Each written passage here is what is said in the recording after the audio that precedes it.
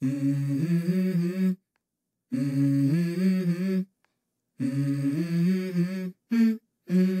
go.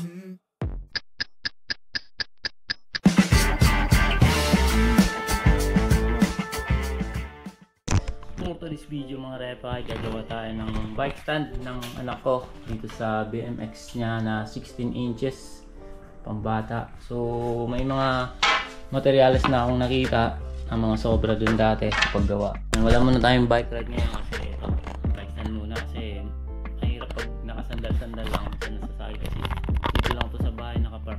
Wala ka pa kaming tamang lagayan dito. So yun, DIY bike stand tayo ngayon mga repa. Wala muna tayong padyakan. So let's go. Tansyahan lang to, hindi naman tayo masyadong epekto sa paggawa.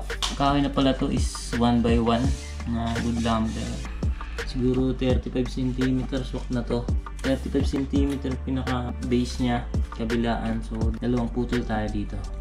Tapos tatansyahin ko na lang yung pinakakapal niya. Wala tayong saktong ano na ito. Plano kung ano lang yung medyo maisip natin, gagawin natin.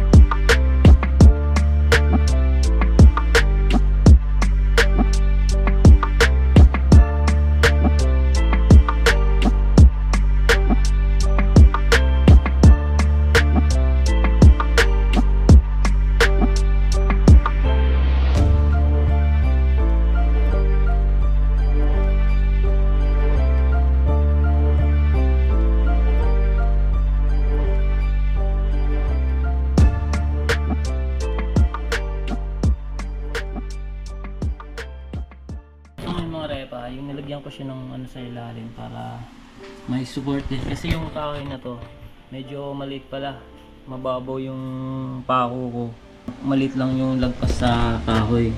Yung ginawa ko, nilagyan ko na lang siya ng stick wheel para mas dagdag suporta. Kahoy niya maliit pala, siguro mas maganda yung 1x2 na kahoy para mas makapal. Tsaka yung pako, hindi pwede siya sa pako na malaki eh. Kanyari yung didos ba yun o 1.5, medyo mababasag siya yung nabibitak. Nakita pala akong mga L-bracket dito, so lalagay rin namin ito pang reinforcement nya, reinforcement mga repa para hindi gumalagalaw. So yun, nakanap tayo ng remedyo para mas maging matibay siya mga repa. So kakabit ko lang yun, screw ko lang to.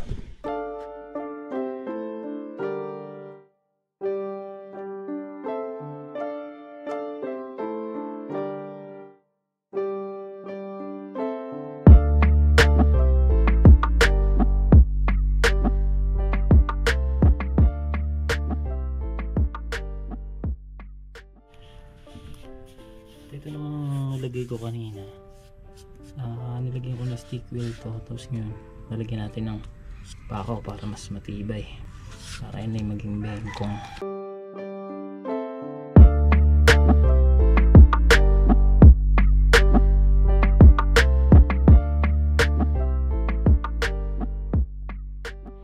So para naman dito sa pagsasabitan ng yung axle ng bike, ang naisip ko ilagay ay ang itong PVC. Bali gugupit ako ng sakto dito sa kahoy na to, tapos hatiin ko na lang siya, tapos screw ko siya dito mga repa. So para may sabitan yung axle niya dito, para parang hindi siya gagalaw-galaw. So yun ang naisip ko, nakita ko lang to kanina.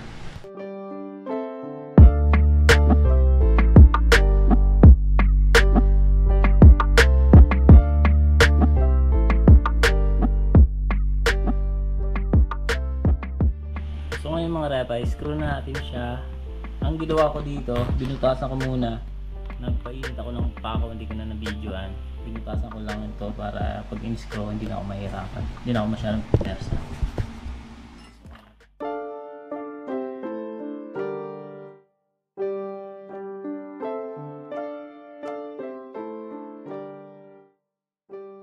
Alright, so ito na, kabit na natin ang ating DIY bike stand.